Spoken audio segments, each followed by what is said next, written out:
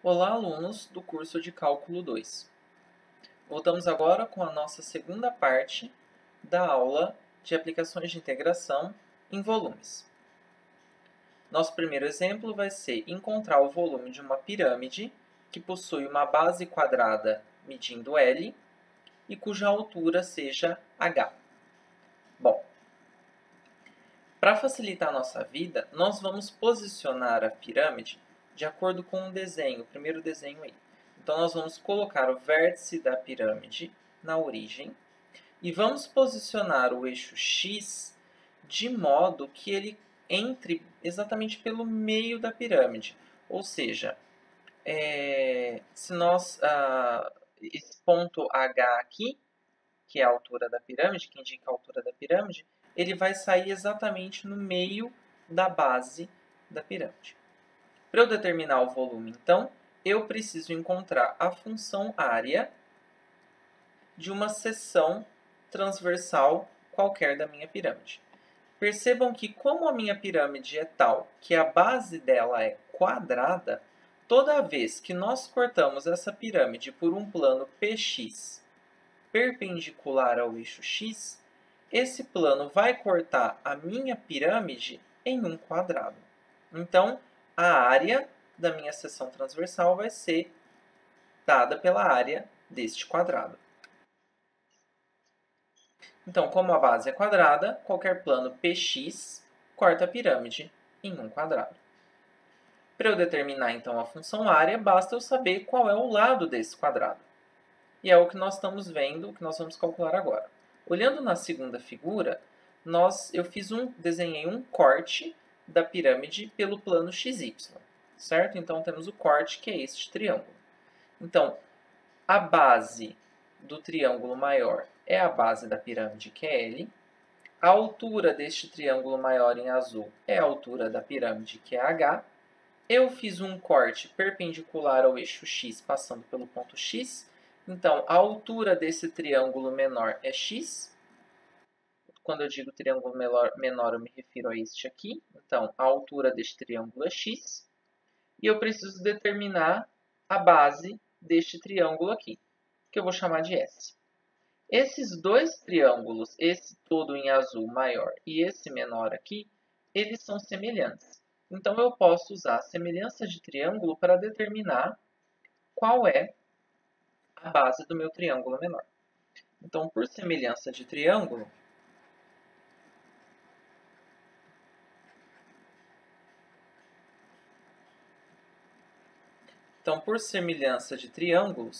o que acontece? Eu tenho que a altura do pequeno está para a altura do grande, tal como a base do pequeno está para a base do grande. Se eu multiplico aqui em cruz, eu vou obter que S vezes H é igual a X vezes L, e, portanto, a base do meu triângulo pequeno é X vezes L sobre H. Então, essa aqui é a base do meu triângulo menor. Lembrando que a base do triângulo menor é o lado do quadrado da seção transversal. Isso significa, então,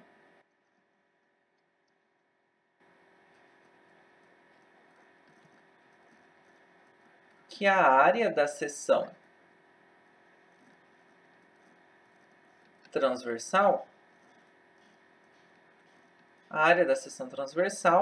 é a de x, que é igual ao lado ao quadrado. Então, a minha área é L quadrado, H ao quadrado, vezes x ao quadrado. Essa é a minha função área. Então, para eu determinar o volume, eu vou ter que integrar. A minha variação de x é a variação do corte todo. Então, eu vou de x desde 0 até h, que é a altura da pirâmide. Então, eu vou integrar de 0 até h da minha função área. L quadrado sobre h ao quadrado, x ao quadrado dx.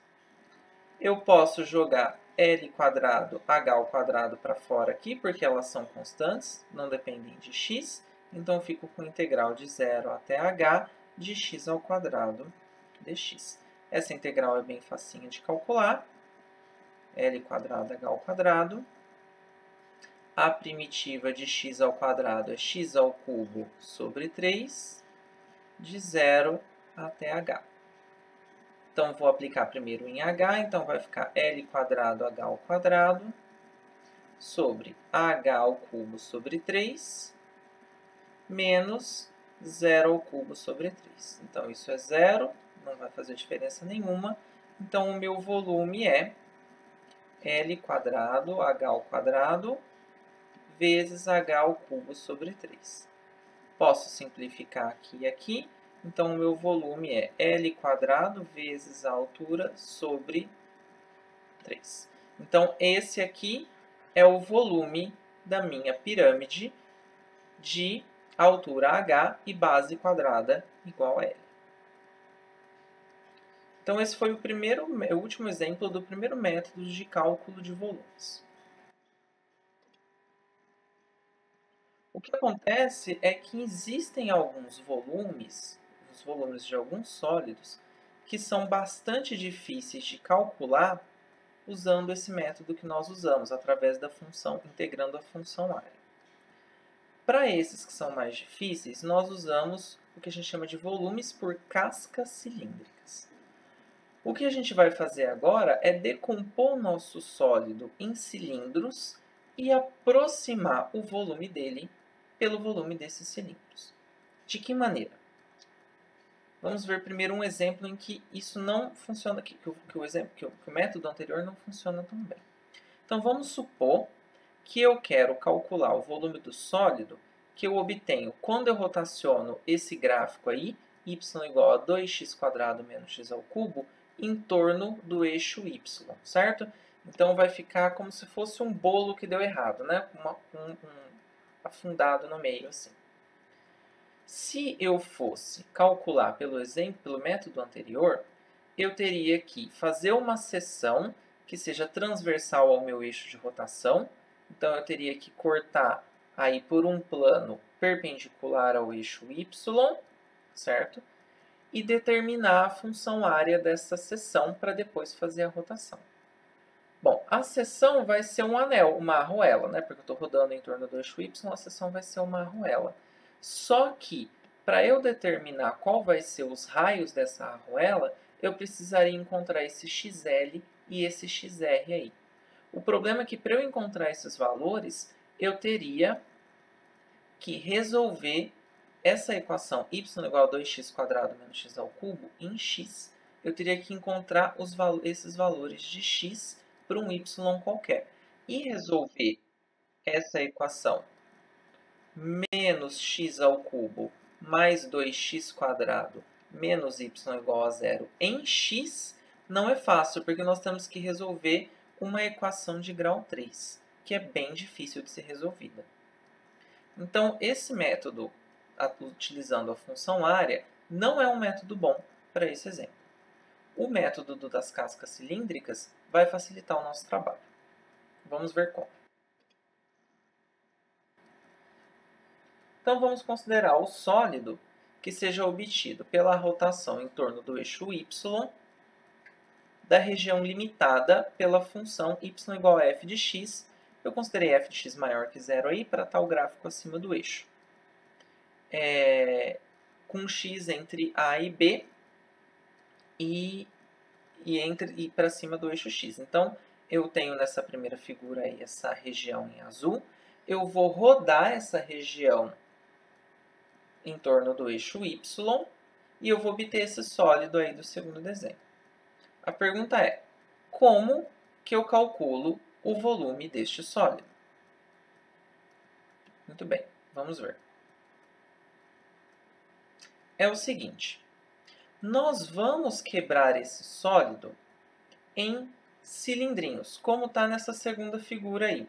E eu vou aproximar o volume desse sólido por esses cilindrinhos. É como se eu fizesse um bolo de camadas e eu vou calcular o volume de cada camada, certo? Só que não estou exatamente empilhando, né? As camadas estão sendo colocadas de dentro para fora, assim. Então, cada cilindro vai de cima até embaixo. Então, eu vou aproximar, eu vou dividir o meu sólido nesses tubos, vou calcular o volume de cada tubo, vou somar, e essa vai ser uma aproximação para o volume do sólido. Só que percebam que, da mesma forma como nós fizemos no caso anterior, se eu dividir o meu sólido em infinitos tubos, em muitos tubos, cada vez mais fininhos, quanto mais eu divido em tubos, cada vez os tubos vão ficando menores, mais finos, e a minha aproximação para o volume do sólido por esses tubos fica melhor. Por essas cascas cilíndricas fica melhor.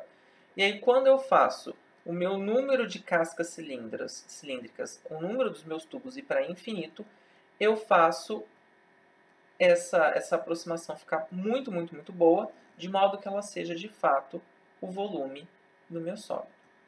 E isso já deve ter imaginado, pelo que está escrito e pela descrição que eu fiz aqui, que isso vai cair numa integral.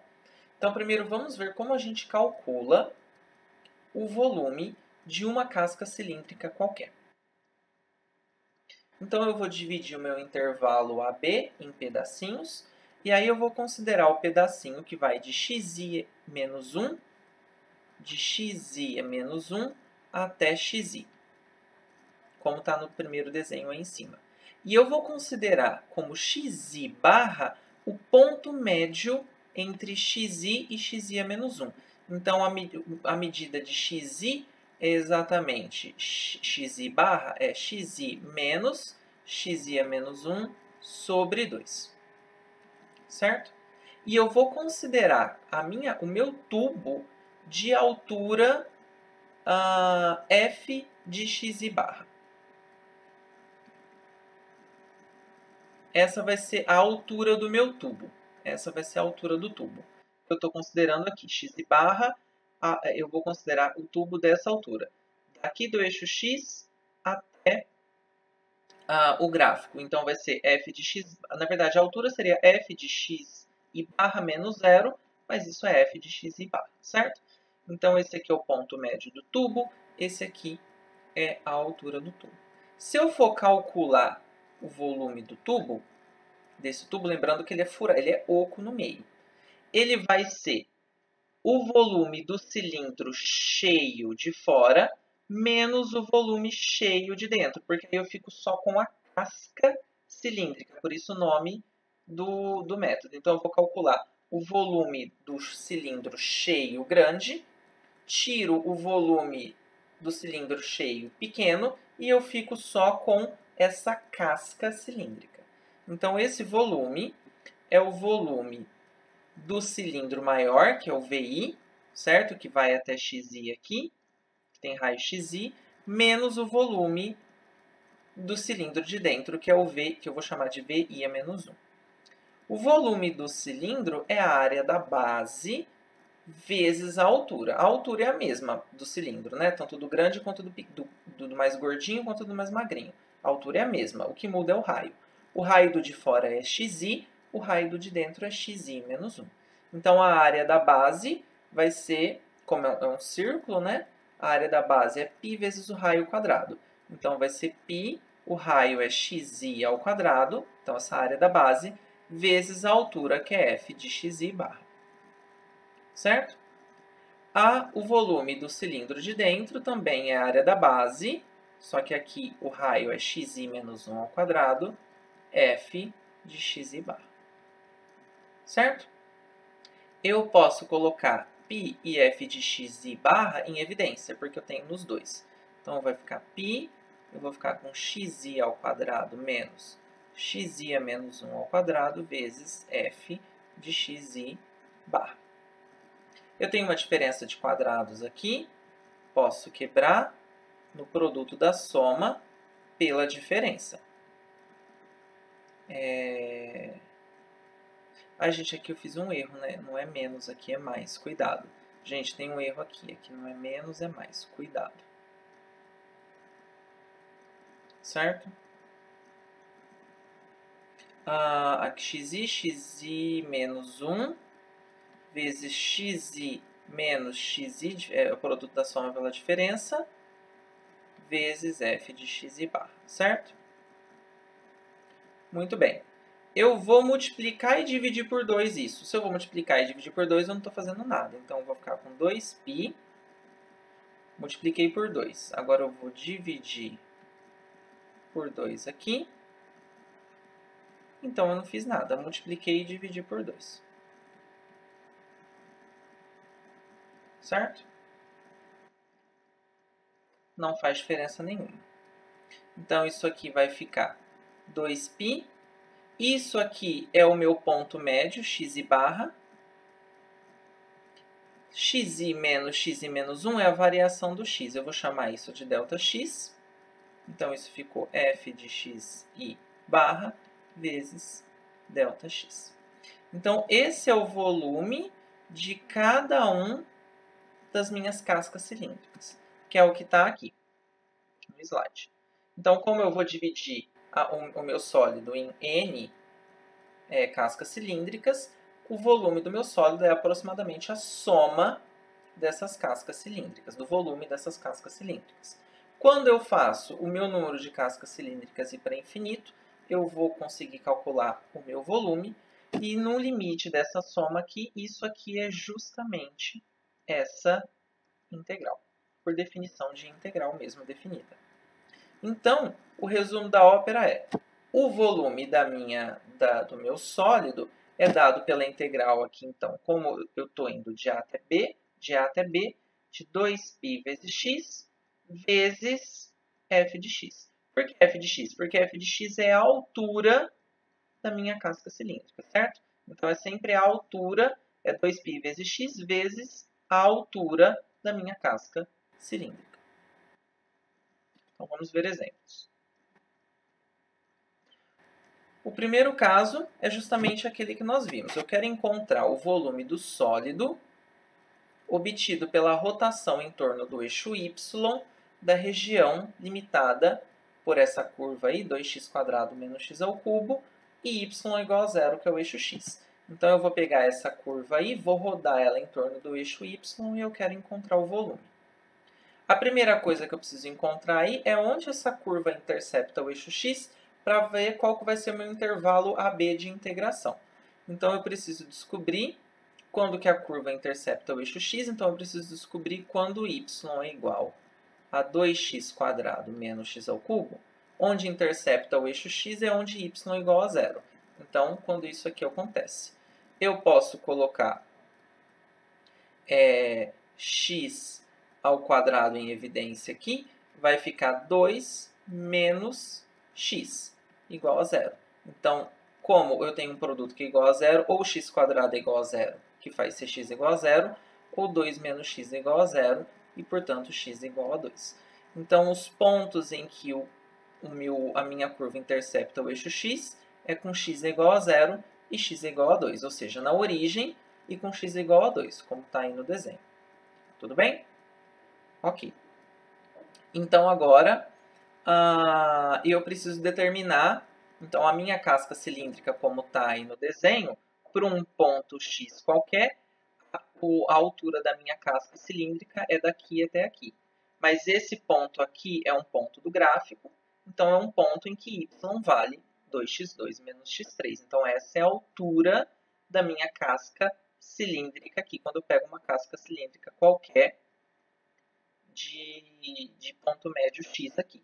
Então, pela formulinha das cascas cilíndricas, eu tenho que o meu volume vai ser a integral de 0 até 2. Vamos voltar lá ver a fórmula. De 0 até 2, de 2π vezes x, vezes a altura da casca. A altura da casca aqui, a altura da casca é de 0 até o ponto do gráfico. Então, é 2x2 menos x3. Então, isso é 2x2 menos x3 dx. Muito bem. Eu posso jogar esse 2π para fora da integral aqui, sempre, porque ele é constante em relação a x. E eu fico com integral de 0 até 2 de x vezes isso. Eu vou aplicar a distributiva, então vai ficar 2x ao cubo menos x à quarta dx. Vou calcular aqui a integral, então vai ficar 2π. Aqui vai ficar 2 sobre 4x² menos x² sobre 5, avaliado de 0 até 2. Então, isso é 2π. Quando eu avalio em 2, 2² é 16. Então, isso fica 2 vezes 16 sobre 4, menos 2² é 32, 32 sobre 5. Eu não preciso avaliar no zero porque vai dar tudo zero. Então, eu vou pular porque eu já sei que vai dar tudo zero. Muito bem, aqui dá 1 dá 2, aqui dá 1 dá 8. Então, fica 8 menos 32 sobre 5. Então, fica 2π que multiplica 8 menos 32 sobre 5. Vamos fazer essa subtração aqui. Então, isso vai ficar 2π. O mínimo é 5. 5 por 1 é 5. 5 vezes 8, 40. Menos 32. Então, isso é 2π. 40 menos 32 é 8 sobre 5. Então, o meu volume do sólido é 16π sobre 5. Vamos ver outro exemplo. Eu quero encontrar agora o volume do sólido obtido pela rotação em torno do eixo y da região entre x e x². Então, a minha região entre x e x², então aqui está o gráfico, a gente já fez isso algumas vezes na aula passada, a gente já usou esses exemplos, x e x², a gente já viu que esses dois gráficos se interceptam aqui no 1, 1, certo? Para eu encontrar a interseção, basta eu igualar o x² com x, resolve essa equação, e vocês vão ver que eles se interceptam na origem e quando x é igual a 1. Mas quando x é igual a 1, y é igual a 1, certo? Porque eu estou com a função y igual a x e a função y é igual a x². Então, quando x é igual a 1, y é igual a 1. Muito bem. Então, eu vou pegar esse negocinho aqui, essa região, vou rodar ela em torno do eixo y e eu quero calcular o volume do sólido obtido. Dá para fazer igual a gente fazia no primeiro caso, mas vamos fazer com a casca cilíndrica para ver como fica fácil. De acordo com a fórmula da casca cilíndrica, o volume vai ser, então, a integral, a minha variação aqui do x, do objeto que eu estou rodando é de 0 a 1. Então, a integral de 0 a 1 de 2π vezes x. Quando eu pego um x qualquer aqui, eu preciso descobrir a altura da casca cilíndrica. É bom ter um pouco de cuidado com aquela fórmula lá, porque lá ele coloca f de x, mas porque na fórmula, a altura da casca cilíndrica vai de 0 até f de x. Então, a altura é f de x. Mas tem que lembrar que é sempre a altura da casca, e não necessariamente a função. Porque se a gente olha nesse exemplo que a gente quer calcular, qual que vai ser? Você vai trocar f de x por quê? Por x? Por x²? A gente não sabe. Então, é bom sempre lembrar que é a altura da casca cilíndrica. Qual que é a minha casca que eu estou rodando? Eu estou rodando esse objeto aqui. Qual que é este tamanho aqui? Daqui de baixo até aqui em cima é x, e daqui até aqui é x². Então, a minha altura vai ser o que está de cima menos o que está de baixo, x menos x². Então, eu vou trocar, em vez de f de x, eu vou escrever x menos x². Por quê? Porque essa é a altura da minha casca cilíndrica. Então, aqui vai ser x menos x². Muito bem. Vezes dx, né? Claro, porque eu estou escrevendo uma integral, não posso deixar o dx de fora. Agora, é só resolver essa integral. De novo, eu posso jogar esse 2π para fora, que ele não apita nada aqui. Fica a integral de 0 até 1. Posso aplicar a distributiva aqui, vai ficar x2 menos x3 dx. Essa integral é tranquilíssima de ser calculada. Então, fica 2π, fica x, a integral de x² é x³ sobre 3, de x³ é x² sobre 4, de 0 até 1. Então, isso aqui é 2π.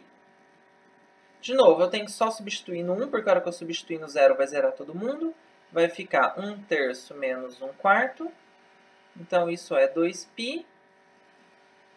O mínimo aqui para fazer a subtração é 12, aqui fica 4 menos 3.